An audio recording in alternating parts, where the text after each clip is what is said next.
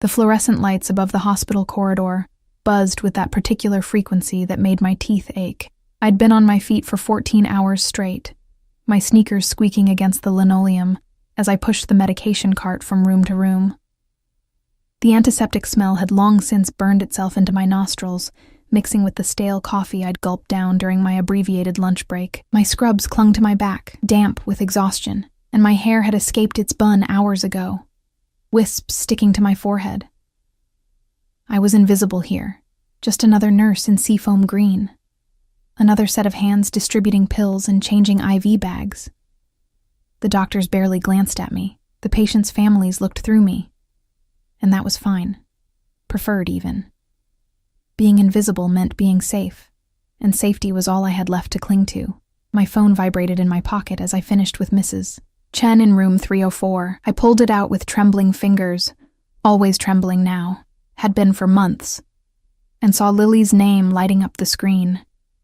My daughter.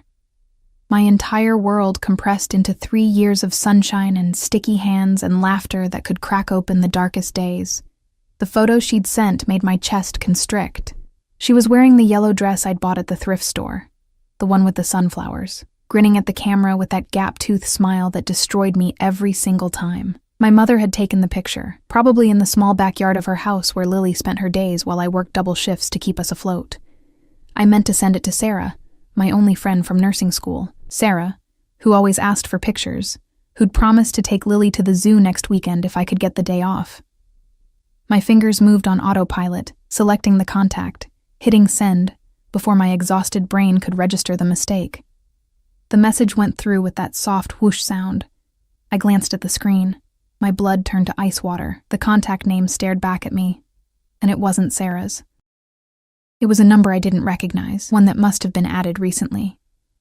Maybe a wrong number I'd saved accidentally, or spam that had slipped through. But it wasn't Sarah. The photo of my daughter, my precious Lily, had just been sent to a complete stranger.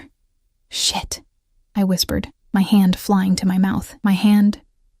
Around me, the hospital continued its mechanical rhythm, the beep of monitors, the shuffle of feet, the distant wail of a newborn, but I stood frozen in the middle of the hallway, staring at my phone like it had just detonated. I typed frantically. Wrong number. So sorry. Please delete that photo. The 3 dots appeared almost immediately. Someone was typing. My heart hammered against my ribs, each beat painful and too fast. Who responds this quickly? Who even... The message came through, and the words on the screen made the floor tilt beneath my feet. Where are you? 2 words. Simple. Direct. But there was something in those words that reached through the screen and wrapped around my throat. Not, who is this? Or cute kid? Or any normal response a stranger might give. Just, where are you? My fingers hovered over the keyboard, shaking harder now. This was wrong. Everything about this felt wrong. The speed of the response, the question itself, the way those 2 words seemed to carry weight, authority, expectation. This was a mistake, I typed back. Please delete the photo and forget this happened. The 3 dots again. Faster this time. I asked you a question. The air in my lungs turned solid. I could hear my pulse in my ears now, a drumbeat of panic that drowned out the hospital sounds. This wasn't normal. This wasn't how strangers communicated. There was something else here, something dark sliding beneath the surface of those simple messages. I should have blocked the number, should have deleted the conversation and reported it. Should have done anything except stand there, paralyzed, watching those 3 dots pulse on the screen like a heartbeat. But I didn't. Because in that moment, staring at those words, I felt the strangest sensation, like I'd just stepped off a cliff, and the ground was rushing up to meet me, and there was absolutely nothing I could do to stop the fall. The phone buzzed again. You have 30 seconds to answer me, or I'll find you myself. I deleted the messages with shaking hands and shoved my phone deep into my pocket, as if physical distance could somehow undo what I'd done. The medication cart sat abandoned beside me, its metal frame reflecting the harsh corridor lights. I needed to move, needed to finish my rounds, needed to pretend that my world hadn't just tilted sideways because of a stupid, careless mistake. but my legs wouldn't cooperate. "Emma?" A voice cut through my paralysis. Dr. Rivera, one of the attending physicians, stood at the nurse's station with a clipboard, his eyebrows raised. "You okay? You look pale." "Fine," I managed, forcing my feet to move, pushing the cart forward. "Just tired." He nodded, already looking back at his notes, already dismissing me. Invisible again. I made it through the rest of my shift on autopilot, my hands performing their familiar tasks while my mind spun in circles. It was probably nothing. Just some creep who got lucky with a random message. He couldn't possibly find me. I hadn't given him anything. No name, no location, no information beyond a single photo of a little girl in a sunflower dress. But those words kept echoing. "I'll find you myself." By the time I clocked out at midnight, my whole body ached. The employee parking lot was poorly lit, shadows pooling between the few scattered cars. My ancient Honda sat in the far corner, exactly where I always parked it because the spots closer to the entrance cost extra in the monthly pass I couldn't afford. The November air bit through my thin jacket as I hurried across the asphalt, keys already in hand. My breath came out in small clouds, and somewhere in the distance, a siren wailed. The city never truly slept, but this industrial area near the hospital grew quiet enough at night to let you hear your own footsteps, your own breathing, your own fear. I was 10 feet from my car when I saw him. He stood beside a black SUV, not the massive, aggressive kind that screamed compensation, but something sleek and expensive, its surface so polished it looked wet under the parking lot lights. At first, I couldn't make out his features, just his silhouette. Tall, broad-shouldered, wearing what looked like a dark suit that probably cost more than my monthly rent. But it was his stillness that stopped me. He wasn't checking his phone, or looking around impatiently, or doing any of the normal things people do while waiting. He was simply standing there, watching. And even from this distance, even in the inadequate light, I could feel the weight of his gaze like a physical thing. My survival instincts screamed at me to turn around, to go back inside, to find security. But my car was right there, and I was exhausted. And probably I was just being paranoid. Probably he was waiting for someone else. Probably he hadn't even noticed me. I kept walking, keeping my eyes down, fumbling with my keys. "Excuse me." His voice cut through the night air, smooth and low, with an accent I couldn't quite place. Something European, maybe Italian, wrapped around perfectly articulated English. I should have kept walking, should have ignored him. I stopped. "Yes?" My voice came out smaller than I intended, and I hated myself for it.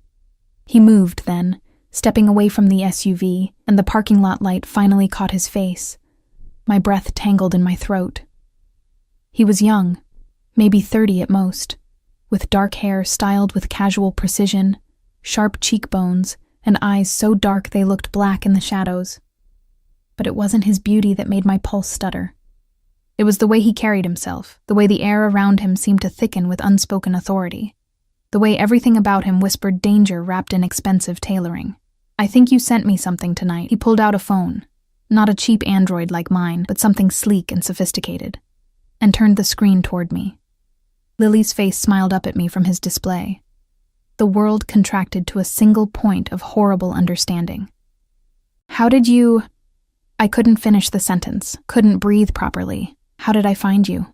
He slipped the phone back into his pocket, and I noticed the way his suit jacket moved, the perfect cut that probably hid more than just an expensive watch. "You sent me a photograph. I made a phone call. You work at St. Catherine's Hospital, night shift, usually park in the back corner to save money." He took another step closer, and I could smell him now. Something clean and dark, bergamot maybe, mixed with something else, something that made my hindbrain scream predator. "Your name is Emma Hartwell. You're 26 years old. You have a 3-year-old daughter named Lily. You live with your mother in a rental house on Maple Street because you can't afford your own place on a nurse's salary." Each word was a hammer blow, each detail a violation. "You also," he continued, his voice dropping lower, softer, somehow more terrifying in its gentleness, "look exhausted, underpaid, and like you're one bad day away from breaking." Tears burned behind my eyes, but I refused to let them fall. "What do you want?" "To know why you sent me that photograph." "I told you. Wrong number." It was a mistake. Mistakes, he said, have consequences. The SUV's door opened then, and another man emerged, older, built like a concrete wall, with a scar running down his jaw. He didn't say anything, just positioned himself nearby, hands clasped in front of him. A bodyguard, of course.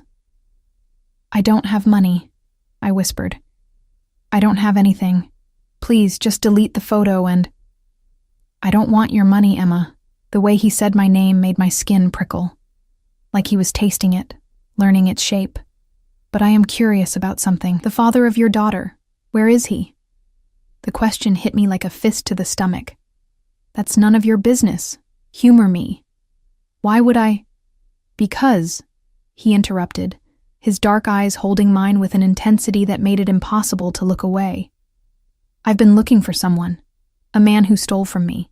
A man who disappeared 3 years ago with something very valuable." He tilted his head slightly, studying me like I was a puzzle he was solving in real time. "A man who might have had a reason to run, to hide, to start over." "Oh God. I don't know what you're talking about," I said, but my voice betrayed me, shaking on every word. "His name was Marcus Reed, though he might have used a different name with you. Tall, blonde, charming, very charming. The kind of man who could make you believe anything." He paused, letting that sink in. "The kind of man who could convince a smart, careful woman to let her guard down long enough to stop." The word came out as barely more than a breath. But he didn't stop. He moved closer instead, closing the distance between us until I could see the flecks of amber in those dark eyes, could feel the heat radiating from his body, despite the November chill. "The photograph you sent me," he said quietly, "shows a little girl who has his eyes, his smile, his features mixed with yours." His hand came up, and I flinched, but he didn't touch me. Just pointed at my phone, still clutched in my trembling fingers. "So I'll ask you one more time, Emma. Where is he?" "Dead." The word ripped out of me. "He's dead. Car accident. 6 months after Lily was born." Something flickered across his face. Surprise, maybe, or calculation. "You're certain?" I identified the body. The memory rose up, bitter and sharp. Marcus in that morgue drawer, his beautiful face finally still, finally quiet, finally done destroying everything he touched. "So whatever he stole from you, whatever you think I don't think you were involved." His interruption was soft, but absolute. "I think you were used. I think he saw an opportunity, a lonely woman, someone vulnerable, someone he could manipulate and abandon." His jaw tightened. "I think you're exactly the kind of collateral damage men like Marcus leave behind." The tears came then, hot and humiliating, tracking down my cheeks before I could stop them. Because he was right. Because Marcus had been exactly that kind of man, charming and dangerous and ultimately hollow, leaving nothing behind but debt and a daughter, and the kind of shame that still woke me up at 3 a.m, gasping. "Please," I whispered. "Please just leave us alone. We have nothing to do with whatever—" "I can't do that." The world tilted again. "What?"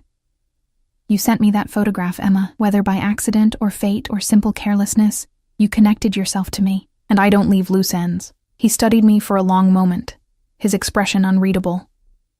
"Besides, Marcus stole $2 million from me.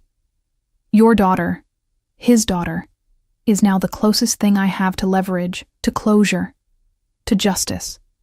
Terror flooded through me, sharp and chemical. "You can't. She's just a baby. She doesn't—" "I'm not going to hurt her." His hand finally made contact, fingers catching my chin, tilting my face up to meet his gaze. His touch was surprisingly gentle, which somehow made it worse. "But I am going to make sure you understand something very clearly. You and Lily? You're under my protection now. No arguments, no running, no police." His thumb brushed across my cheekbone, wiping away a tear. "You belong to me now, Emma, both of you." I didn't sleep that night. How could I? Every time I closed my eyes, I saw him, that perfect, terrifying face, those dark eyes that had cataloged every vulnerability, every fear. His words circled in my mind like vultures. "You belong to me now." I'd driven home in a daze, checking my rearview mirror obsessively, half expecting to see the black SUV following. But the streets had been empty, just scattered headlights and traffic signals bleeding red into the November darkness. When I finally pulled into my mother's driveway, my hands were still shaking so badly I could barely turn off the ignition. Mom was asleep on the couch, the television playing some late-night infomercial on mute. I'd tiptoed past her, past the familiar worn furniture and the photographs on the wall. Lily's baby pictures, my high school graduation, the life we'd cobbled together from thrift store, fines and determination. Everything looked different now, tainted by the knowledge that he knew where we lived, knew everything about us. I'd checked on Lily 3 times before finally collapsing into bed, still wearing my scrubs. She slept like she always did, sprawled across her toddler bed with her favorite stuffed rabbit clutched to her chest, her mouth slightly open, completely oblivious to the danger that had just walked into our lives. Now at 6 a.m, I sat at the kitchen table nursing cold coffee and trying to figure out what the hell I was supposed to do. Call the police? And tell them what? That a stranger found me after I accidentally sent him a photo? That he'd made vague threats wrapped in promises of protection? They'd think I was insane, or paranoid, or both. Run. With what money? With what resources? And run where? He'd found me in less than 6 hours. What made me think I could disappear? You look terrible. Mom shuffled into the kitchen, her bathrobe tied loosely over her nightgown, gray hair sticking up in every direction. At 62, she looked older than she should, worn down by years of raising me alone after Dad left, then helping me raise Lily after Marcus died. Rough shift? Something like that. I wrapped my hands around the coffee mug, seeking warmth that wouldn't come. She poured herself a cup and sat across from me, her weathered hands cradling the mug the same way mine did. We'd always been similar like that, small gestures, shared habits. Emma, what's wrong? Nothing. I'm just tired. Don't lie to me, baby. I've known you for 26 years. I can tell when something's eating at you. I opened my mouth to deflect, to reassure, to maintain the carefully constructed fiction that everything was manageable. But exhaustion stripped away my defenses, and the words came tumbling out. I made a mistake last night, a really bad mistake. What kind of mistake? Before I could answer, my phone buzzed on the table between us. Unknown number. My stomach dropped. I grabbed it, my mother's concerned gaze burning into me as I opened the message. Good morning, Emma. I trust you slept well. The casual cruelty of it made my jaw clench. I typed back quickly. Leave me alone. The response came within seconds. Check your bank account. My mother was saying something, asking questions I couldn't process. I opened my banking app with numb fingers, waited for it to load, and then stared at the screen in disbelief.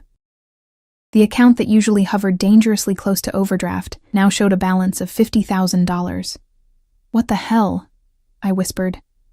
Consider it a down payment, his next message read. For the inconvenience, for your cooperation, for understanding that fighting me would be significantly more expensive than accepting my generosity. Emma, you're scaring me. Mom reached across the table, her hand covering mine. What's happening? Another message. I'll be in touch.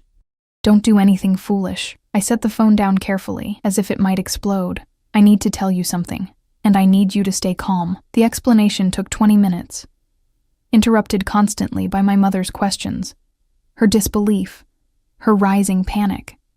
I told her everything. The accidental photo, the parking lot confrontation, his knowledge of Marcus, his claim that Lily was somehow connected to stolen money. What I didn't tell her was the way his touch had felt against my skin, the way his voice had wrapped around my name, the strange, shameful flutter in my stomach when he'd said I belonged to him. We need to call the police, Mom said immediately, already reaching for her phone. No. I caught her wrist. He said no police. And Mom, he found me in 6 hours. He knows where we live, where I work, everything. Men like that don't make empty threats. Men like what? Emma, who is this person? I swallowed hard.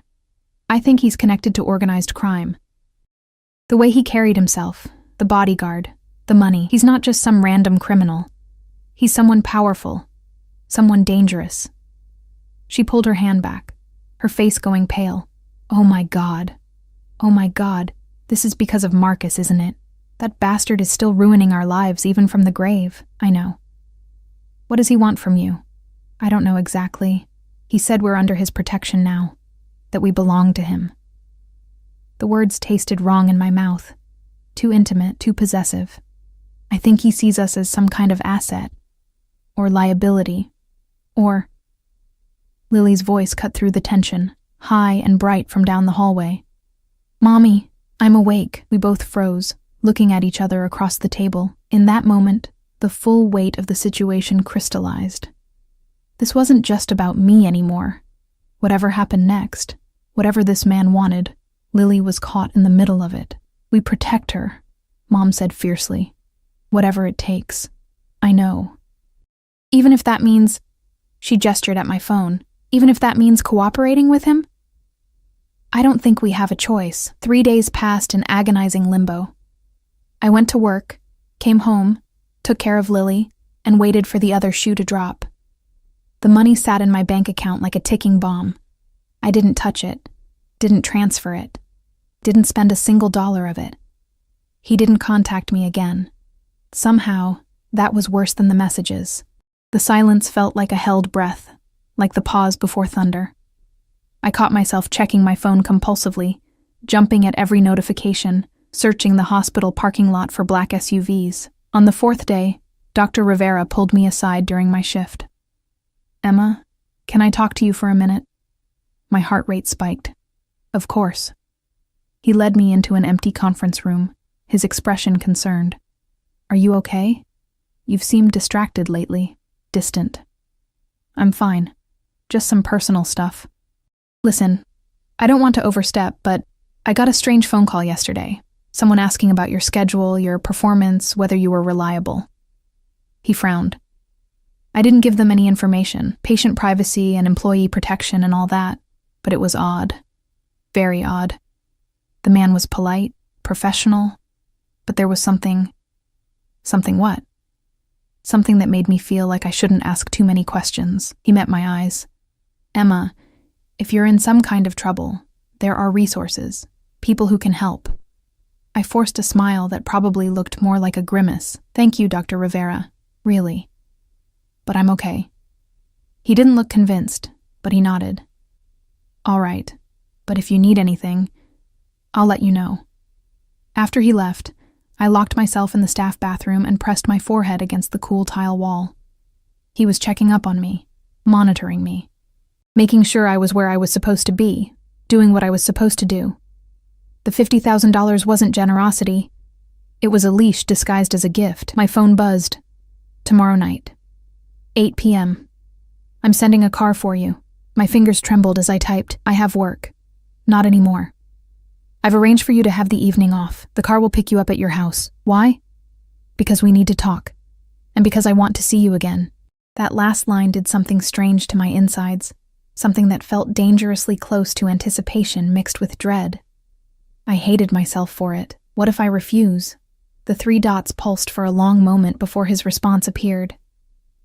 Then I'll come to you, and I promise you won't like the alternative as much. I stared at the message, reading between the lines. This wasn't a request. It was a command dressed up as an invitation. Fine, I typed back. But I need to be home by midnight. My daughter will be perfectly safe with your mother. I'm not a monster, Emma, despite what you might think. The conversation ended there, but I stood in that bathroom for another 10 minutes, trying to calm my racing heart, trying to understand why part of me, a small, shameful part, was almost looking forward to seeing him again. The next evening, I changed clothes 4 times before settling on dark jeans and a burgundy sweater. Nothing too revealing, nothing that looked like I was trying too hard. Mom watched me from the doorway with worried eyes, Lily perched on her hip. You don't have to do this, she said quietly. Yes, I do. Emma. Mom, please, just stay inside with Lily. Lock the doors.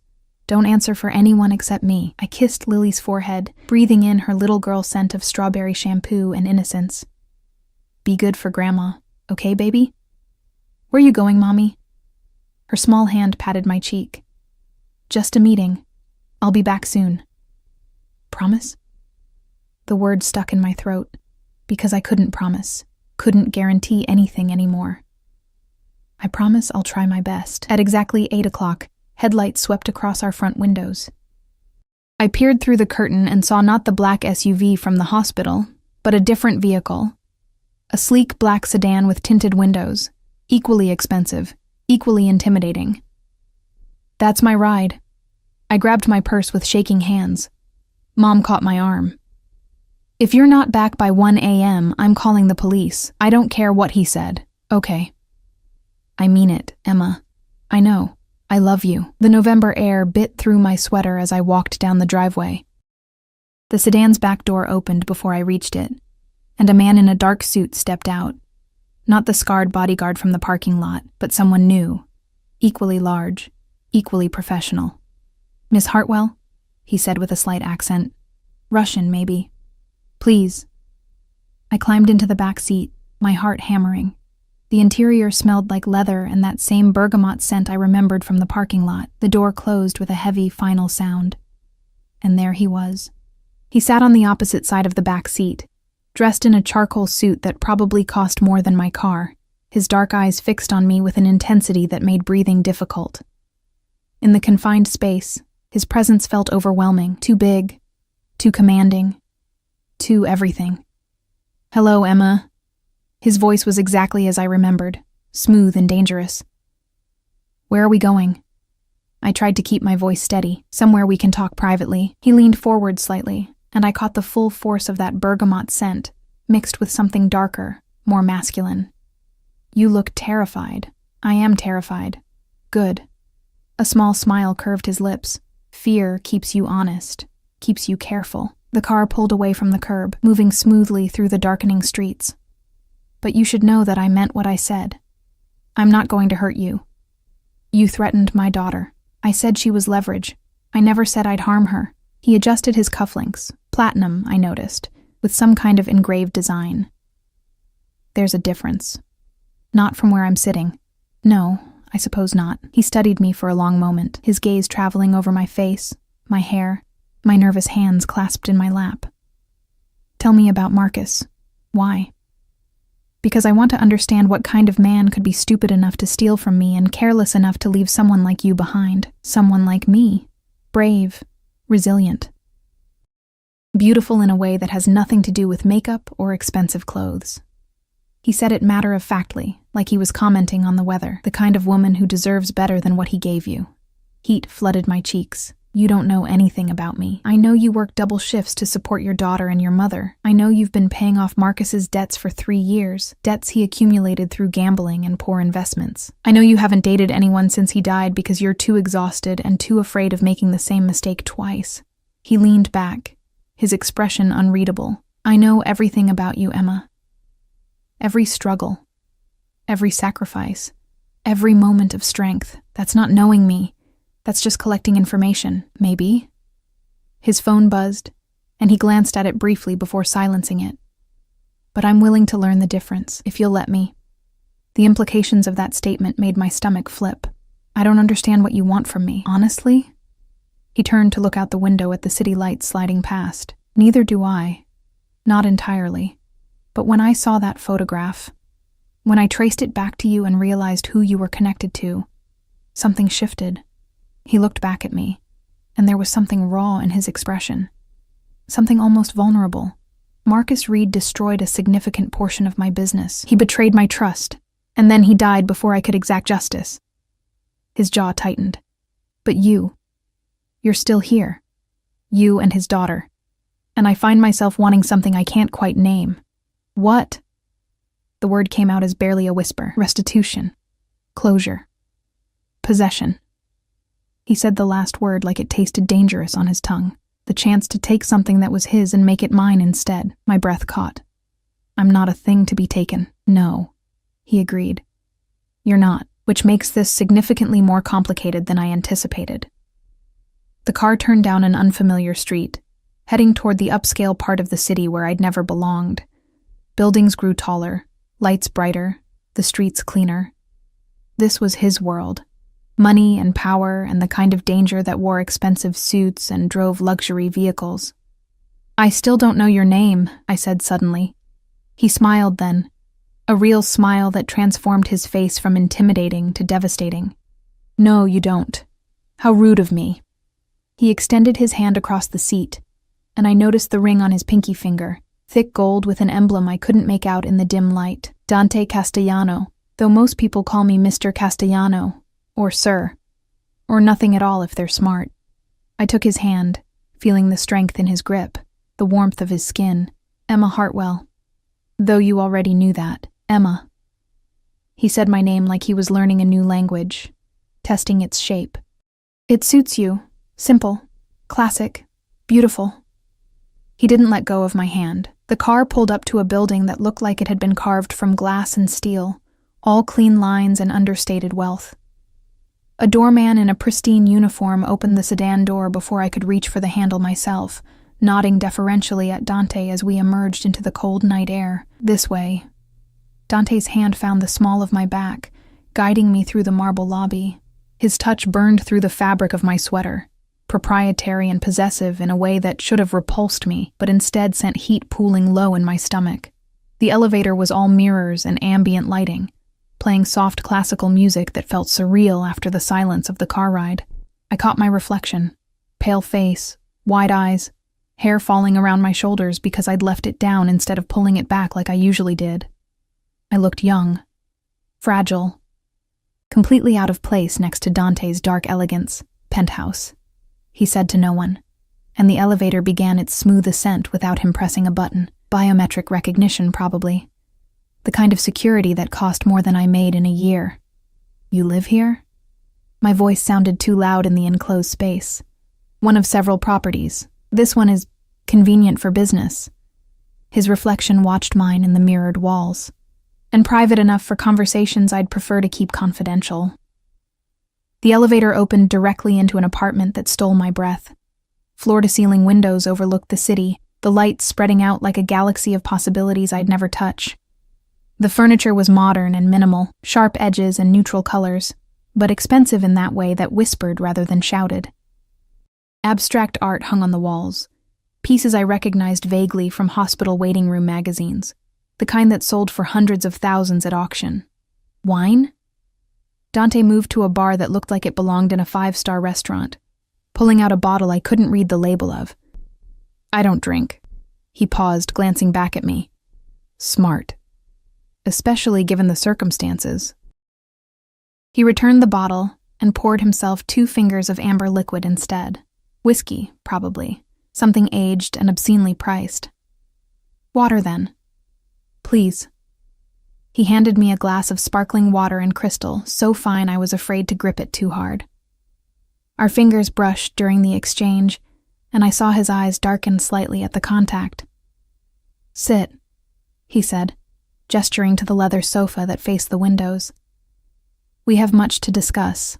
I perched on the edge of the cushion, unable to relax, while he settled into the chair across from me with predatory grace. The city lights behind him turned him into a silhouette, all sharp edges and shadows. Marcus worked for me, he began without preamble. 4 years ago, I brought him into my organization because he was charming, clever, and had a talent for making people trust him, useful qualities in my line of work. He sipped his whiskey, the ice clinking softly. What I didn't realize was that he was also greedy, reckless, and fundamentally disloyal. What kind of organization? I already knew the answer, but I needed to hear him say it. The kind that operates in the spaces between legal and illegal. The kind that requires absolute trust and absolute loyalty. His gaze held mine. The kind most people call the Mafia, though I prefer to think of it as a family business with traditional values. The confirmation settled over me like a weight. And Marcus stole from this family business.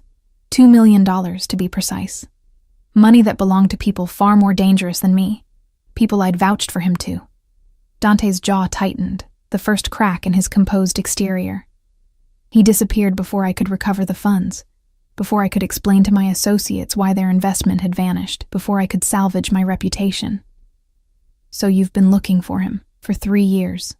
And then he died in that car accident, taking the location of the money with him. He leaned forward, elbows on his knees, the whiskey glass dangling from his fingers. Do you know what it's like, Emma? To have someone betray you so completely that it damages everything you've built? Everything you are? I thought of Marcus's lies, his charm that had blinded me to reality, the way he'd disappeared for days at a time, always with excuses I'd wanted to believe, the debts he'd left behind that I was still drowning in. Yes, I whispered. I know exactly what that's like. Something shifted in his expression. Recognition, maybe. Understanding. Then you comprehend why I can't simply let this go. Why seeing his daughter's face on my phone felt like the universe offering me a second chance at closure. Lily is innocent. She never knew him. She has nothing to do with... I know. He set down his glass and stood, moving to the windows. The city lights painted him in shades of gold and shadow, which is why I'm not interested in punishing her, or even you, despite your connection to him.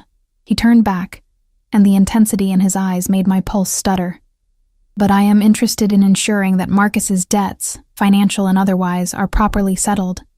I've been paying them off, every month. It takes almost everything I earn, but I'm doing it. Those are the legitimate debts. The ones he accumulated through legal channels. Dante walked back toward me, each step measured and deliberate. I'm talking about the debt he owes me. The debt that can't be repaid with money because the money is gone, and my reputation was damaged. He stopped directly in front of me, close enough that I had to tilt my head back to maintain eye contact, close enough that his scent surrounded me, making it hard to think clearly. So, how do I pay it? My voice came out breathier than I intended. You let me into your life. You accept my protection, my resources, my interest. His hand came up, fingers trailing along my jaw with a gentleness that contradicted everything I knew about him. You give me what he took away, trust, loyalty, something real instead of the lies he sold. That's not how debts work. In my world, debts work however I decide they work. His thumb brushed across my lower lip, and I hated how my breath hitched at the contact. And I've decided that I want you, Emma, not as punishment, not as restitution, but because from the moment I saw that photograph, from the moment I found you in that parking lot looking exhausted and terrified and still somehow defiant, I couldn't stop thinking about you. You don't know me. Then let me learn. He pulled back slightly, giving me space to breathe. I'm not asking for your love. I'm not even asking for your willing participation, though I'd prefer it. I'm simply stating facts. You and Lily are under my protection now. I've already made arrangements, paid off all of Marcus's remaining debts, established a trust fund for Lily's education, ensured your mother's house will never be at risk of foreclosure. The words hit me like physical blows. Why would you do that? Because I can. Because it serves my purposes. Because... He hesitated, and for the first time, I saw uncertainty flicker across his features. Because the alternative is unacceptable to me. What alternative? Watching you struggle, watching you work yourself to exhaustion, watching Lily grow up without the opportunities she deserves because her father was a selfish bastard who cared more about money than his own family. His voice had gone rough, almost angry. I may be many things, Emma, but I'm not the kind of man who punishes children for their parents' sins. I stood abruptly, needing distance, needing to think. I walked to the windows, pressing my palm against the cold glass. The city sprawled below, millions of people living their normal lives, unaware that somewhere in this tower, a Mafia boss was claiming ownership of a broken nurse and her daughter. This is insane, I said to my reflection. Probably. He appeared beside me, his reflection merging with mine in the glass. But insanity seems to be my specialty lately. I can't just belong to you. That's not how life works, isn't it? His hand came to rest on the glass beside mine, not touching, but close enough to feel the heat. You already belong to the hospital, to your mother's needs, to Lily's future, to Marcus's debts. All I'm doing is redistributing that ownership to someone who will actually take care of you in return. That's not the same thing. No, he agreed quietly. It's better, because I don't take without giving back, because I protect what's mine with everything I have, because unlike Marcus, I don't make promises I can't keep. I turned to face him and found him closer than I'd realized. Close enough to see the faint scar above his left eyebrow, the almost imperceptible shadow of stubble along his jaw, the way his pupils dilated slightly when I met his gaze. What if I say no? The question hung between us, fragile and dangerous. Then I'll be disappointed. But I'll still ensure you're protected, you're provided for, you're safe. His hand finally made contact, fingers threading through my hair with surprising gentleness. Because whether you accept it or not, Emma, you're mine now. That photograph created a connection between us, and I don't sever connections lightly. That's not romantic. That's terrifying. I never claimed to be romantic. His lips curved into something that wasn't quite a smile. I claimed to be honest, and honestly. The thought of anyone else touching you, threatening you, hurting you, it makes me want to burn the world down. My heart hammered so hard I was certain he could hear it. You're talking about possession, obsession. Yes. The single word, delivered with absolute certainty, should have sent me running, should have triggered every survival instinct I possessed. Instead, something dark and shameful unfurled in my chest. A recognition of the security his obsession offered. The twisted appeal of being wanted so completely by someone so powerful. I need to think, I managed. Of course. He stepped back, the loss of his proximity leaving me oddly cold. Take all the time you need, but know that my protection starts immediately regardless of your decision. I've already assigned security to your house. Discreet, invisible, but present. No one will hurt you or Lily. No one will even breathe wrong in your direction. That's still controlling. It's survival. Marcus made enemies, Emma. Enemies who might eventually discover that he left behind a family. Enemies who wouldn't hesitate to use you to send a message. His expression hardened. I'm ensuring that message never needs to be sent. A chill ran down my spine. You think someone might come after us? I think it's better to be prepared than to regret inaction. He walked back to the bar, refilling his whiskey. Which is why, starting tomorrow, you'll notice some changes. A new car. Nothing flashy, but safe and reliable. Security at the hospital during your shifts. Regular check-ins from my people. I didn't agree to any of this. You didn't have to. The moment Marcus betrayed me, the moment he created Lily, the moment you sent me that photograph. The wheels were already in motion. He raised his glass in a mock toast. Welcome to my world, Emma. I promise it's more comfortable than the one you've been surviving in. I wanted to argue. Wanted to rage against the arrogance, the presumption, the complete disregard for my autonomy, but exhaustion crashed over me like a wave. Exhaustion from years of struggling, years of barely keeping my head above water, years of being invisible and powerless.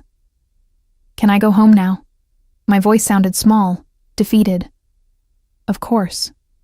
He pulled out his phone, typing something quickly. The car is waiting downstairs, but Emma? He looked up, catching my gaze. This isn't over.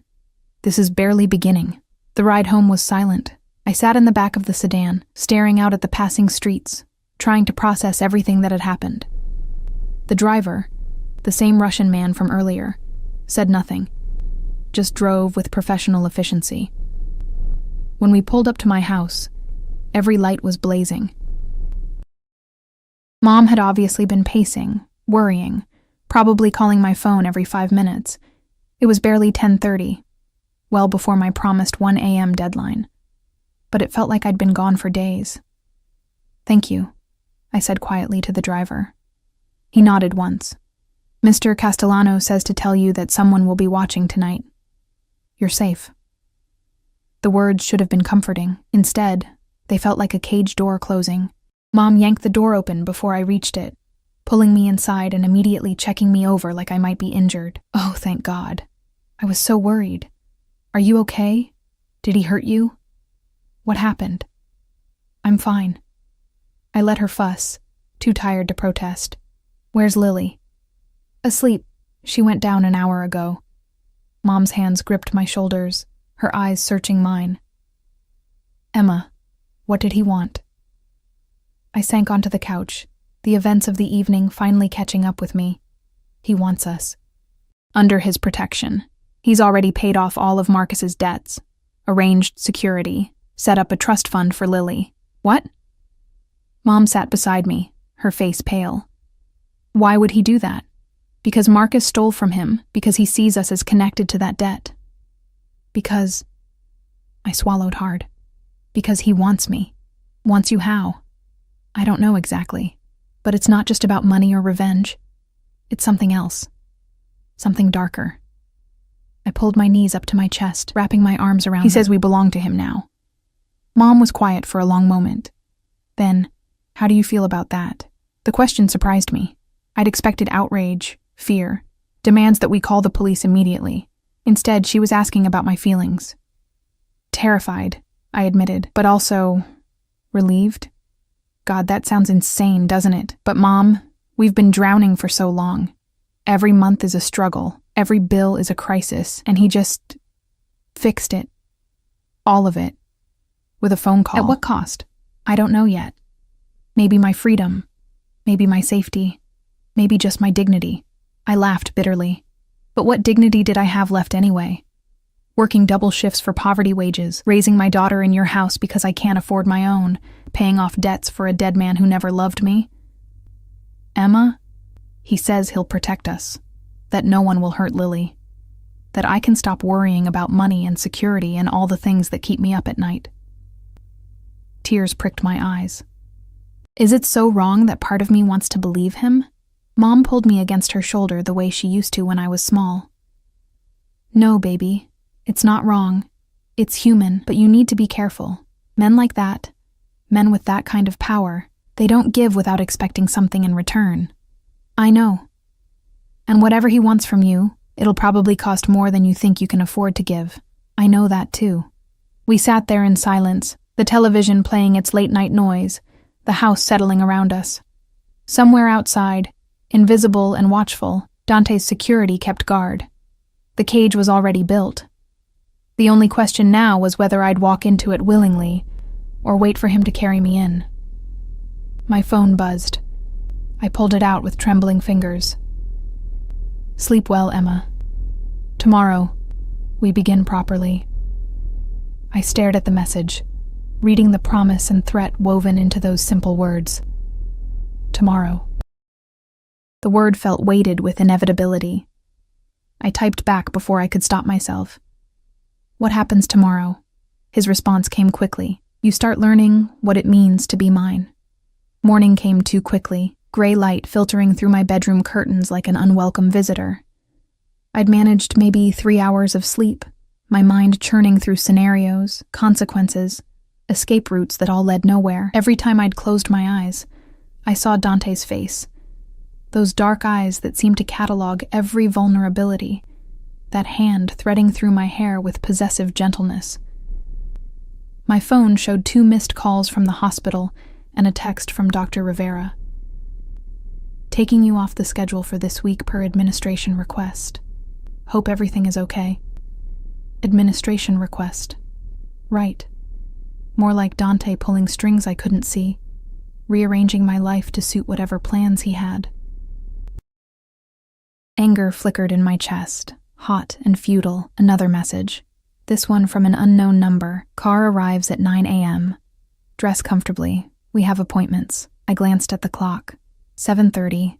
90 minutes to shower, dress, and pretend I had any control over what was happening. Lily's laughter drifted from the kitchen, mixing with Mom's patient voice as they made breakfast together.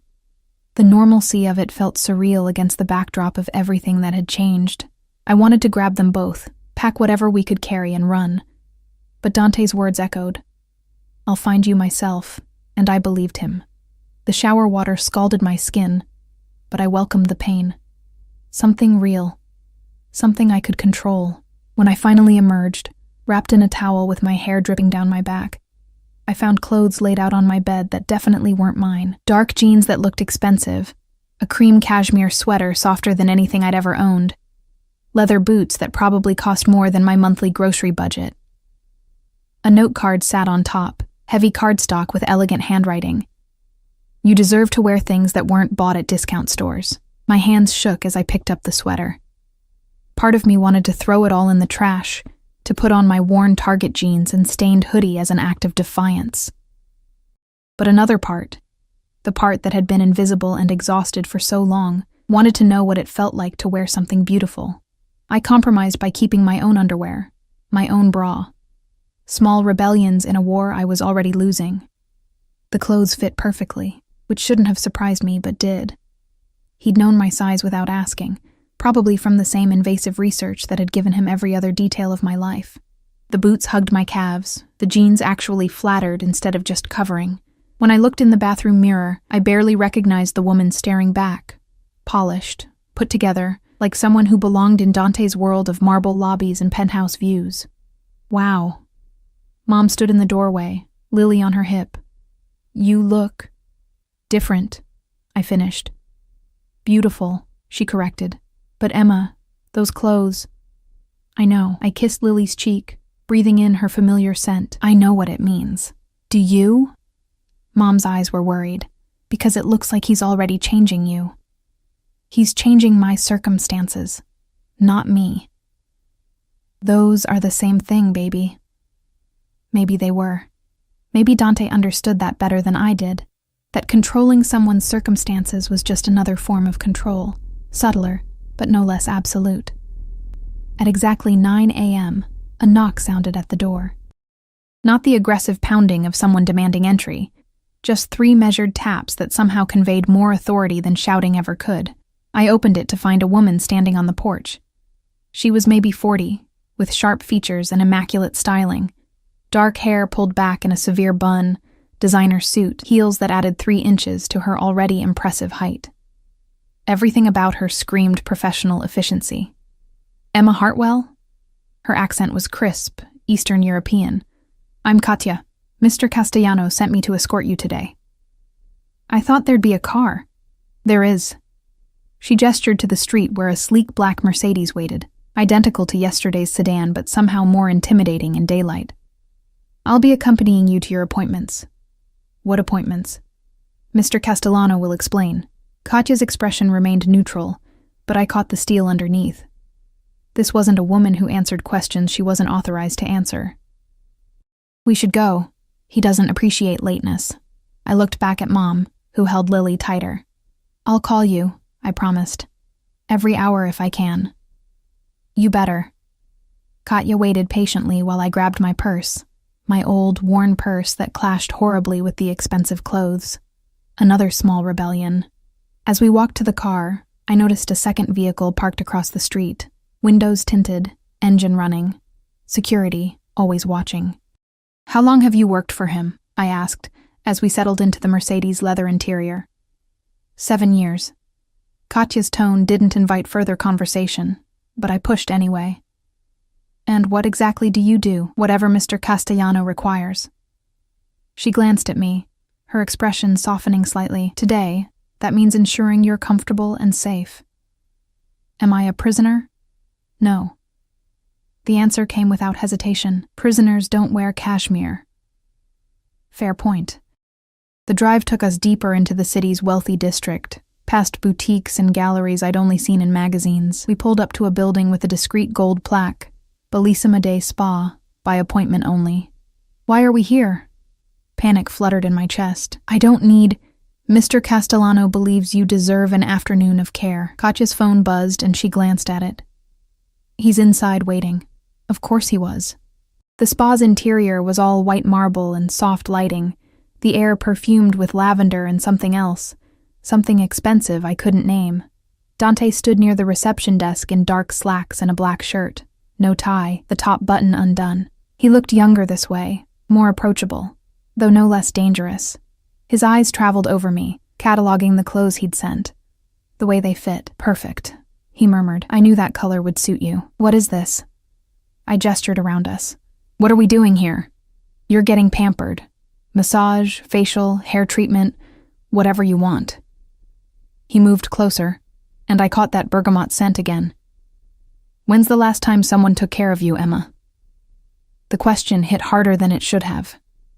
I couldn't remember. Before Marcus, maybe. Before Lily. Before my entire life became about survival instead of living. I don't need this, I said. But my voice lacked conviction. Perhaps not. But you deserve it. His hand found my lower back again. That possessive touch that made my spine tingle. Humor me. Let someone care for you for a few hours. A woman in a pristine white uniform appeared, smiling warmly. Ms. Hartwell? We're ready for you. I looked at Dante, searching for the angle, the trap hidden in this apparent kindness. But his expression was unreadable, giving nothing away. Go, he said softly. I'll be here when you're done. 3 hours later, I emerged from a cocoon of luxury, feeling like a different person. They'd massaged tension from muscles I hadn't realized were knotted, applied treatments that made my skin impossibly soft, styled my hair into glossy waves that actually looked intentional instead of chaotic. My nails, always ragged from hospital work, were now manicured and painted a subtle nude that somehow made my hands look elegant. Dante stood exactly where I'd left him, phone to his ear, speaking rapid Italian. When he saw me, he ended the call mid-sentence. Beautiful, he said simply, and the heat in his gaze made my stomach flip. This doesn't change anything, I said, trying to maintain some distance, some resistance. Doesn't it? He offered his arm like we were on some perverse date. You look more relaxed, less like you're carrying the world on your shoulders, because you've temporarily taken the weight. But it's still there, isn't it? You're just holding it hostage until I give you what you want. Something flickered in his expression. Respect, maybe. At least you understand the game. Is that what this is? A game? Everything is a game, Emma. The question is whether you're playing to win or just trying not to lose. He guided me back to the Mercedes, Katya already waiting with the door open. Next stop. Where? You'll see. The drive took us to a high-rise downtown, all glass and steel and modern architecture. The building's lobby was filled with people in expensive suits carrying briefcases and tablets, moving with the purposeful efficiency of those who dealt in millions daily. This is, I started, my primary office building. Dante led me to a private elevator that required his handprint to activate. I want to show you something. We rode up in silence, the city shrinking below us through the elevator's glass walls. My heart hammered, and I couldn't tell if it was fear or anticipation, or some toxic mixture of both. The doors opened directly into an office suite that belonged in architectural magazines. One wall was entirely glass, overlooking the city. The furniture was sleek and minimal, but personal touches caught my eye. Framed photographs of what looked like family, a shelf of books in Italian, a chess set carved from marble and obsidian. But Dante led me past all of it to a smaller office connected to his. This room was empty except for a desk, a chair, and more of those stunning windows. What is this? I asked. Yours, if you want it. He leaned against the doorframe, watching me. I've been thinking about what you said, about control, about autonomy, about not being a thing to be taken. He gestured to the space.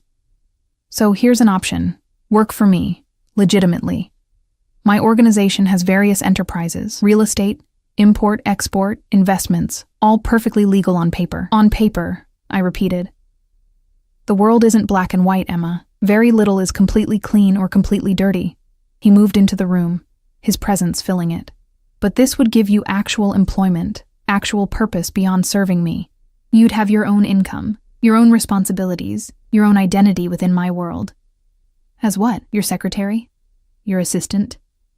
As whatever you want to be. You're smart, observant, good with people despite how invisible you try to make yourself. His hand reached out, fingertips grazing my jaw. I could use someone I trust working close to me. Someone who understands loyalty because she's lived without it. You don't trust me. You barely know me. I know you've spent 3 years paying off debts that weren't yours because you believed in responsibility. I know you work yourself to exhaustion for your daughter. I know that when faced with a powerful man making threats, your first instinct was to protect your family, not yourself. His thumb traced my cheekbone. That tells me everything I need to know about your character. This is still control, I whispered. Just dressed up prettier, yes. But it's control with compensation. With purpose. With the illusion of choice, if that makes it easier to swallow. He stepped closer, and I found myself backed against the desk, his body caging mine without actually touching. I'm not asking you to love me, Emma. I'm not even asking you to like me. I'm asking you to accept reality. You're in my world now, and you can either fight it every step and exhaust yourself, or you can find a way to exist here that doesn't destroy you. And if I say no, if I refuse this job, refuse everything you're offering, then I'll still protect you, still provide for Lily, still ensure your mother's security.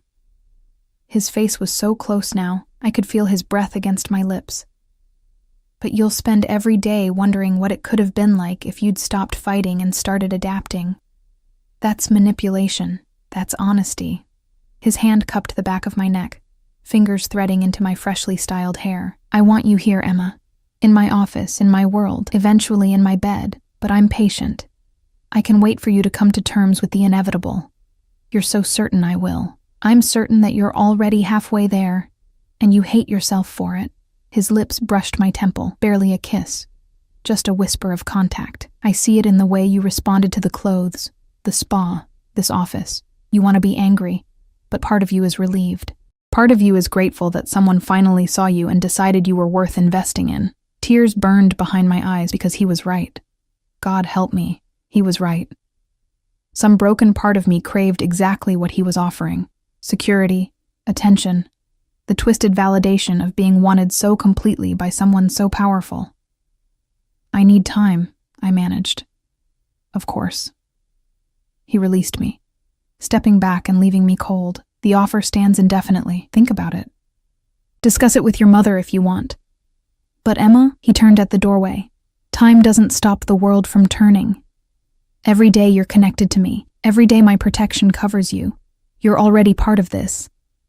The only question is whether you're an active participant or a passive observer. Katya drove me home in silence as afternoon light faded into dusk. I stared out the window, watching normal people live normal lives. Grocery shopping, walking dogs, picking up children from daycare. The mundane beauty of it made my chest ache. When we pulled up to Mom's house, I saw the new car in the driveway. A Honda CR-V, dark blue. Practical but new enough to still have that showroom shine. The keys were on the kitchen counter with another note. Safe, reliable, and actually starts in winter. D-Mom stood at the stove stirring pasta sauce. Lily at the table coloring with fierce concentration. The domestic scene should have been comforting, but it felt like a stage set. Beautiful and false and temporary. How was it? Mom asked carefully. Confusing. I sank into a chair beside Lily, watching her attack the coloring page with a purple crayon. He took me to a spa, showed me an office he's offering me, made promises wrapped in threats wrapped in promises. What kind of office? Working for him. In his legitimate businesses, I laughed without humor, though I'm not sure anything about him is actually legitimate. Would you take it? I don't know. Maybe. Probably. I rubbed my face, feeling the expensive facial cream the spa had applied. Is it wrong that I'm considering it? That part of me wants to say yes to all of it? Mom set down her spoon, wiping her hands on a dish towel before sitting across from me. 3 years ago, you asked me the same kind of question about Marcus. Is it wrong that I want to believe him? And I told you to trust your instincts. My instincts were wrong about Marcus. No, they weren't. You knew he was trouble. You sensed the danger. But you were lonely and tired, and you wanted to believe in the fairy tale. She reached across the table, covering my hand with hers. This man, Dante, he's different from Marcus. He's not pretending to be good. He's showing you exactly who he is and what he wants. That's either more dangerous or more honest. Maybe both. So what do? You survive, baby. Like you always have. You make the choices that keep you and Lily safe, and you don't apologize for doing what you have to do. She squeezed my hand. But you also remember that accepting his help doesn't mean accepting everything else. You can take what you need without giving him your soul. I'm not sure he'll allow that distinction. Then you make him allow it. You're stronger than you think, Emma. You've survived things that would have broken other people. This is just another kind of survival. Lily looked up from her coloring, her gap-toothed smile innocent and trusting. Mommy, look. I made you a picture. It was a house, crooked and colorful, with a stick figure family standing in front. Mom, Lily and me, no father figure, no ominous presence lurking at the edges. Just us, together, safe in Lily's uncomplicated world. It's beautiful, baby. I pulled her into my lap, holding her tight, breathing in her strawberry shampoo scent. You're so talented. My phone buzzed. Another message from Dante. Dinner tomorrow night. Just you and me. I'll send details in the morning, not a question. Not a request. Just another statement of inevitability. I typed back, what if I have plans? His response came quickly, then cancel them. We have things to discuss. Like what?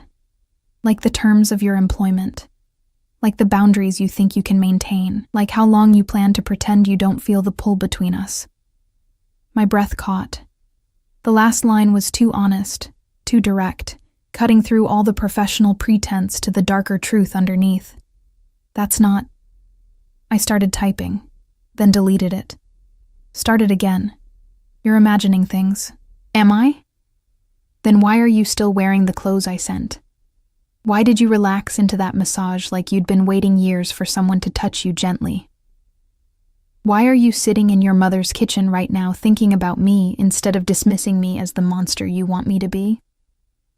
I stared at the message, my heart racing, because he was right again. Because even here, surrounded by the safety of home and family, part of my mind was still in that office, still feeling his hand on my neck, still wondering what would have happened if he'd actually kissed me instead of just brushing his lips against my temple. Tomorrow night, I typed finally. But we're setting boundaries. Of course, he replied. You can try. The implied challenge in those 3 words made something dark and shameful coil in my stomach. This was a game I didn't know how to play, with rules that shifted every time I thought I understood them. But I was learning. God help me, I was learning. Lily wiggled in my lap, and I held her tighter, anchoring myself to what mattered. Whatever happened with Dante, whatever compromises I made or boundaries I crossed, I had to protect this, the simple joy of my daughter's laughter, the safety of my mother's kitchen, the life I'd built from scraps and stubbornness, even if that life now belonged to a man whose darkness called to something equally dark inside me.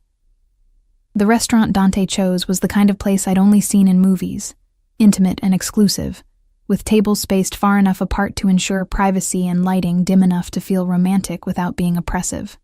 A single hostess stood at the entrance, and she smiled when she saw me, as if she'd been expecting my arrival. Ms. Hartwell, welcome. Mr. Castellano is waiting. Of course he was. She led me through the restaurant, past couples murmuring over wine and elaborate dishes, to a corner booth that overlooked the city through floor-to-ceiling windows. Dante stood as I approached, and the sight of him stole my breath all over again.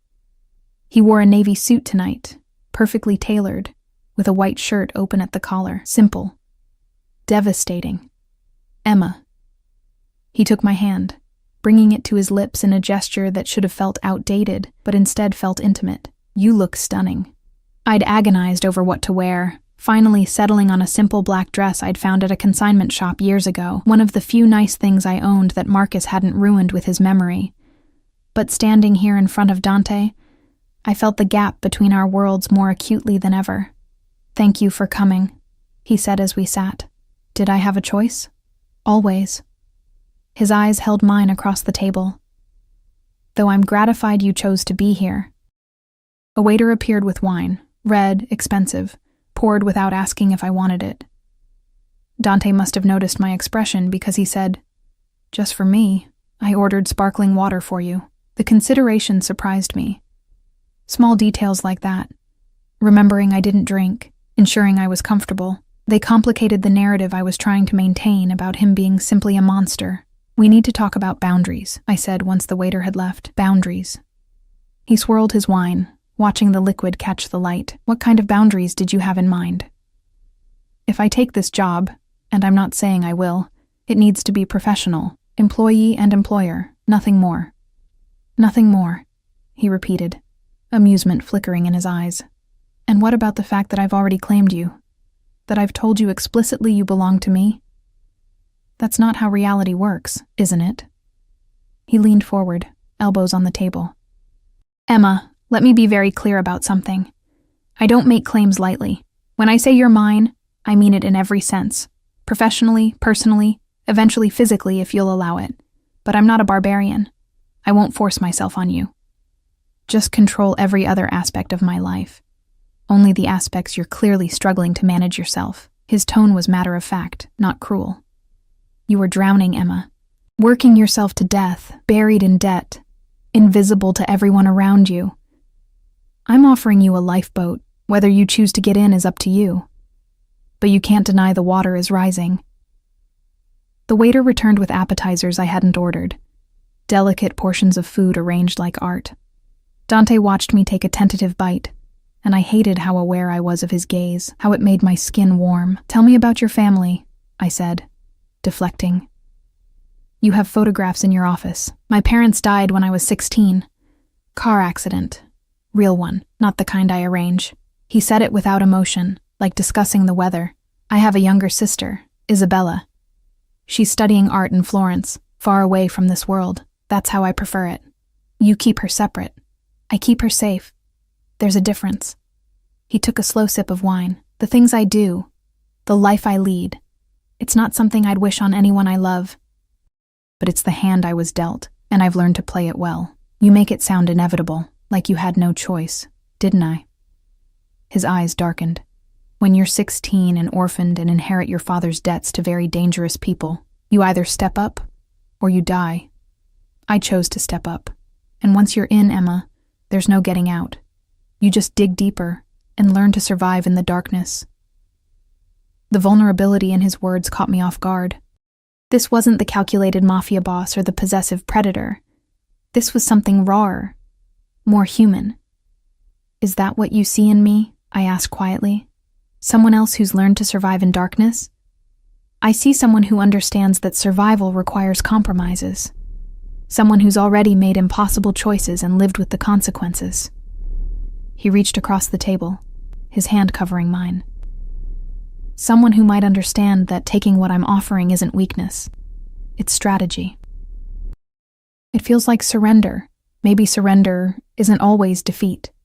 His thumb traced circles on my palm, the touch sending electricity up my arm. Maybe sometimes it's choosing the battle you can actually win. The main course arrived, perfectly cooked steak and vegetables I couldn't name, and we ate in silence for a while. But the tension between us was palpable, thick enough to choke on. I called the hospital today, I said finally. They told me I've been put on indefinite leave, paid at double my usual salary. You're welcome. That wasn't a thank you. That was an accusation.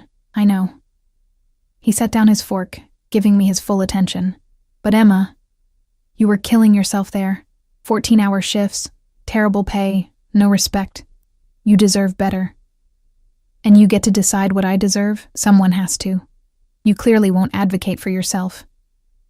He leaned back, studying me.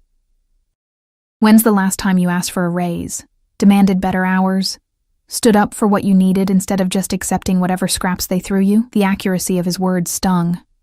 That's not fair. It's completely fair. You've been invisible for so long you've forgotten how to be seen. I'm simply correcting that oversight by controlling my employment, by giving you options you didn't have before. He signaled for the waiter, who appeared instantly with dessert menus. You can go back to the hospital if you want. I won't stop you.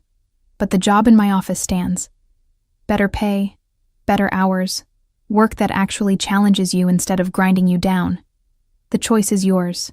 But if I don't choose what you want, there will be consequences. Not consequences. Disappointment. His eyes held mine, and the knowledge that you're settling for less than you could have, because pride won't let you accept help from a man who terrifies you. The dessert menu sat untouched between us as I processed his words. He was right. God, I hated how often he was right. The hospital had never valued me, had never seen me as anything more than another overworked nurse filling shifts nobody else wanted. Going back there would be familiar, safe, slowly suffocating. What would I actually do? I asked. In your office? His expression shifted, triumph carefully controlled. Initially, administrative work.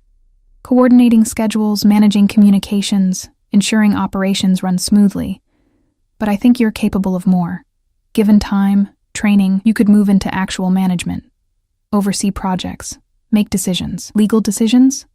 As legal as anything I do. He smiled slightly. I'm not asking you to launder money or dispose of bodies, Emma. I'm asking you to help run businesses that exist in gray areas, but don't cross into blatant criminality. Gray areas that could still get me arrested. Theoretically. But I protect my own, and my lawyers are excellent. He reached for my hand again, and this time I didn't pull away. I won't lie to you. There's risk. But there's risk in everything, in crossing the street, in trusting the wrong person, in playing it safe and dying slowly of exhaustion and obscurity. His fingers laced with mine, and I stared at our joined hands, his larger, stronger, scarred across the knuckles from violence I didn't want to imagine, mine smaller, softer, trembling slightly despite my efforts to appear calm. I need guarantees, I said. About Lily, about my mother. If I do this, if I work for you, they stay completely separate. No involvement, no danger. Already done. I've assigned permanent security to your mother's house. Discreet surveillance, nothing invasive. Lily will have a driver for when she starts school. Your mother's medical care is now fully covered, including the medications she's been rationing because Medicare doesn't pay enough. My head snapped up. How did you... I told you. I know everything about you. His grip on my hand tightened. Her arthritis medication. The heart pills she's supposed to take twice daily but stretches to make them last. The dentist appointments she's been postponing because of cost. All of it handled. Because taking care of you means taking care of the people you love. Tears burned my eyes. That's not fair. Life isn't fair, Emma, but I can make yours easier. Let me. The waiter brought dessert without us ordering. Tiramisu and creme brulee, presented like edible art. I couldn't eat, couldn't think past the realization that he'd already woven himself so deeply into my life that extracting him would tear everything apart. What do you want from me? I whispered. Really want. Beyond the job, beyond the protection. What's the endgame here? Dante was quiet for a long moment, his dark eyes searching mine. Then, I want you in my life, in my bed, in my world so completely that the thought of you with anyone else makes me want to commit violence. He said it calmly, like discussing business terms. I want to wake up with you beside me, fall asleep knowing you're safe, spend my days aware that you exist and you're mine. That's obsession. Yes. No hesitation. No apology. But it's honest obsession. I'm not pretending to be something I'm not. I'm not Marcus, lying and manipulating and taking what he wanted before disappearing. I'm offering you everything I have in exchange for the same from you. I can't give you everything. Then give me what you can. He released my hand to cup my face. Thumb brushing across my cheekbone. Start with the job. With letting me care for you. With accepting that maybe, possibly, you don't have to do everything alone anymore. The touch undid me. Something broke inside. Walls I'd maintained for years. Defenses against being hurt again. The armor that had kept me functional but isolated. A sob escaped before I could stop it. And then another. Years of exhaustion and fear and loneliness spilling out in the middle of an expensive restaurant. I'm so tired, I choked out. I'm so tired of being strong. Then don't be. He moved around the table, sliding into the booth beside me, pulling me against his chest. Let me be strong for you. Let me carry the weight for a while. I knew this was surrender, knew I was giving him exactly what he wanted. My trust, my vulnerability, my tacit agreement that his version of reality was the one we'd live in now. But God, it felt good to lean into someone, to let someone else make the decisions, to stop fighting current that was too strong to swim against anyway. Okay, I whispered into his shoulder. Okay, what? I'll take the job. I'll try this. Whatever this is. His arms tightened around me, and I felt him exhale like he'd been holding his breath. You won't regret it. I already regret it, but I'm doing it anyway. He laughed then, a real laugh that rumbled through his chest. That's my girl. Practical even in surrender. 3 months passed. 3 months of learning to exist in Dante's world, of morning meetings in the office I'd claimed as my own, of learning the intricacies of his businesses. Some legitimate, some questionable, all profitable. 3 months of Lily thriving in preschool with a security detail she thought were just mommy's friends. Of Mom finally getting proper medical care and actually admitting she felt better. 3 months of Dante circling closer, his touches lingering longer, his possessiveness sharpening into something that felt inevitable. We hadn't slept together. That remained the one boundary I maintained. The line I wouldn't let him cross, but the tension between us was unbearable. Loaded glances across conference tables, his hand on my lower back lasting seconds too long. The way he looked at me like I was prey he was enjoying stalking. Tonight, we were at his penthouse again. He'd invited me for dinner, and I'd agreed because refusing felt pointless. We both knew where this was heading. I stood at those massive windows, watching the city lights, while Dante moved behind me. I could feel his approach, the air thickening with his presence. "Emma." His voice was rough, closer than I expected. I turned and found him right there, barely inches away. His eyes were almost black in the dim lighting, his jaw tight with barely controlled restraint. "I've been patient," he said quietly. "I've given you space, time, the illusion of control. But I'm done waiting. Dante, no, let me finish." His hand came up, fingers threading through my hair the way they had so many times before. "I want you. Not just in my office, not just under my protection. I want you in every way a man can want a woman. And I think I know. You want the same thing. This is insane. We know each other better than most people who've been together for years." His other hand settled on my waist, pulling me closer. "I know you take your coffee black because you can't afford to waste money on cream. I know you bite your lip when you're thinking hard about something. I know you check on Lily 3 times before you can sleep, even though you know she's safe. I know the sound you make when I touch you. That little intake of breath you try to hide." He was right. About all of it. The months had created an intimacy I'd tried to ignore, a connection that went beyond employer and employee into something darker and more consuming. "I'm scared," I admitted. "Of me? Of this, of wanting you, of what it means to give in completely. It means you stop running from the inevitable." His forehead rested against mine, our breaths mingling. "It means you accept that you're mine, and I'm yours, and we stop pretending otherwise. And if it goes wrong, if you hurt me the way Marcus did, then you'll have every right to hate me. But Emma, I'm not him. I won't lie to you, won't abandon you, won't take what I want and leave destruction behind." His lips brushed my temple, barely a kiss. "I'll consume you, yes, but I'll also protect you, provide for you, worship you in ways that selfish bastard never could." The conviction in his voice broke my last resistance. I tilted my face up, meeting his eyes. "Show me." Something fierce and triumphant flashed across his features. Then his mouth was on mine, claiming me with a kiss that was nothing like gentle. It was possession and promise, and 3 months of denied wanting all compressed into a single moment of surrender. I kissed him back just as fiercely, my hands fisting in his shirt, pulling him closer. He tasted like whiskey and desire, and when his tongue swept into my mouth, I made that sound he'd mentioned, that helpless intake of breath that said I was his, completely and irrevocably. He lifted me effortlessly, my legs wrapping around his waist as he carried me through the penthouse to his bedroom.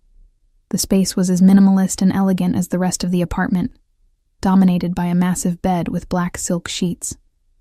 "Last chance," he said, setting me down beside it. "Tell me no, and I'll take you home. No consequences, no anger. Just patience while you take more time." I looked at him. This dangerous, obsessive man who'd invaded my life and rearranged it to suit his purposes. This man who'd given me security and options, and a version of myself I'd forgotten existed. This man who looked at me like I was worth fighting for, worth claiming, worth keeping. "I don't want to say no," I whispered. "Then say yes. Yes." The word had barely left my lips before he was on me again, kissing me with controlled violence while his hands learned my body through my clothes. When he finally pulled back, we were both breathing hard. "I need you to understand something." His hands framed my face, forcing me to meet his eyes. "After tonight, there's no going back. You'll be mine in every way that matters. No other men. No distance. No pretending this isn't exactly what you want. I understand. Do you? His thumb traced my swollen lips. Because I'm not a casual man, Emma. I don't share. I don't tolerate betrayal. What's mine stays mine. Then I guess I'm yours. The smile that curved his lips was pure predatory satisfaction. Yes, you are. I woke to sunlight streaming through unfamiliar windows and Dante's arm heavy across my waist. The night came back in fragments, his hands, his mouth, the way he'd taken me apart and put me back together, branded me so thoroughly I could still feel the echo of his touch on every inch of my skin. Good morning? His voice was rough with sleep, his accent thicker. How do you feel? Different, I admitted, turning to face him. In the morning light, he looked younger, almost vulnerable, his dark hair disheveled and his defenses lowered. Regrets? Not yet. Ask me again later. He laughed, pulling me closer. Fair enough. My phone buzzed on the nightstand, Mom checking in, probably worried I hadn't come home. But when I reached for it, Dante's hand caught my wrist. Not yet, he said. Stay here a little longer. Let the world wait. So I did. I stayed wrapped in expensive sheets in Dante's arms, pretending that complicated reality could be postponed. But eventually, we had to surface. Had to dress and drink coffee and acknowledge that life continued beyond this bedroom. What happens now? I asked, as he drove me home later that morning. Now we continue as we have been. You work. I provide. We build something together. He glanced at me, his hand finding my thigh. Except now you sleep in my bed instead of your mother's house. Now you wear my ring instead of pretending we're just employer and employee. Ring? My heart stuttered. He smiled. That dangerous smile I'd learned meant he'd already made decisions without consulting me. Did you think I'd claim you this completely and not make it official? We're getting married, Emma. Soon. You can't just... I can, and I am. His grip on my thigh tightened possessively. You're mine now. Completely. And I take care of what's mine, which means you get my name, my protection, my resources, all of it. People don't get married after 3 months. People in normal relationships don't. But this was never normal, was it? He pulled up to my mother's house, turning to face me fully. This started the moment you sent me that photograph. The moment fate or accident or divine intervention connected us. Everything since has been inevitable. I should have argued. Should have demanded time, space, the chance to think clearly. But looking at him, at this beautiful, dangerous man who'd somehow become essential to my existence, I couldn't find the will to fight. Fine, I said, but I want a small wedding, just family. Whatever you want. And Lily calls you Dante until she's ready for more. Agreed. And I still get my own office. My own work. I'm not just Mrs. Castellano. You're Emma Castellano. He leaned across the console, kissing me softly. Strong. Capable. Mine. Never just anything. 6 months after Dante Castellano walked into my life, I stood in my mother's small backyard wearing a simple white dress and holding Lily's hand while a judge pronounced us married. Mom cried. Lily giggled and threw rose petals. And Dante looked at me like I was the answer to a question he'd been asking his whole life. It wasn't a fairy tale. There was too much darkness in his world, too much violence lurking at the edges for that, but it was real. More real than Marcus's lies had ever been. Dante kept his promises, protected us, provided for us, loved me with an intensity that was terrifying and exhilarating in equal measure. Some nights I still woke up panicking, convinced I'd made a terrible mistake, but then Dante would pull me against his chest, his heartbeat steady and strong, and whisper promises in Italian I didn't fully understand but felt in my bones. The photography mistake that had started everything sat framed on his desk now. Lily in her sunflower dress, smiling her gap-toothed smile, completely oblivious to how one accidental message had rearranged all our lives. Do you ever regret it? I asked him one night, curled up on the penthouse sofa while rain streaked the windows. Taking us on? All the complications we brought? Never. His arm tightened around me. You were the best mistake I never made. The accident that became everything. That's not romantic. It's honest. And you deserve honesty. He kissed the top of my head. Besides, you love me despite my flaws. Or maybe because of them. I do, I admitted. God help me, I do. Then that's all that matters. Lily ran into the room then, her small feet pattering on the hardwood, clutching her favorite rabbit. She'd accepted Dante with the easy grace of childhood, claiming him as hers with the same possessiveness he showed toward me. Dante! She climbed onto the sofa between us. Tell me a story. What kind of story?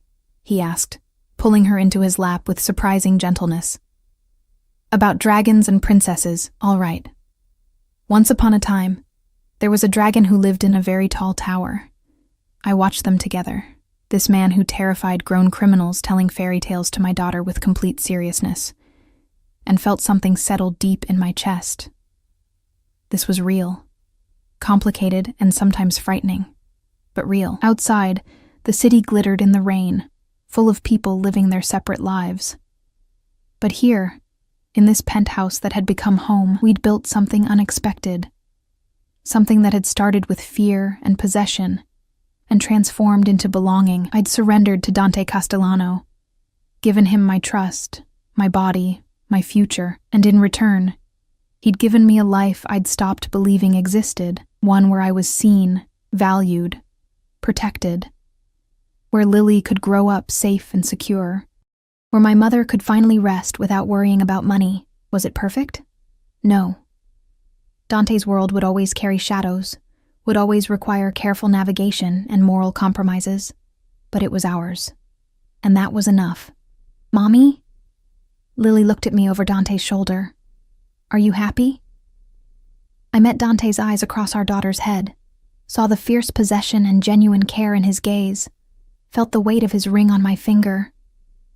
Yes, baby, I said honestly. I am. And strangely, miraculously, it was true.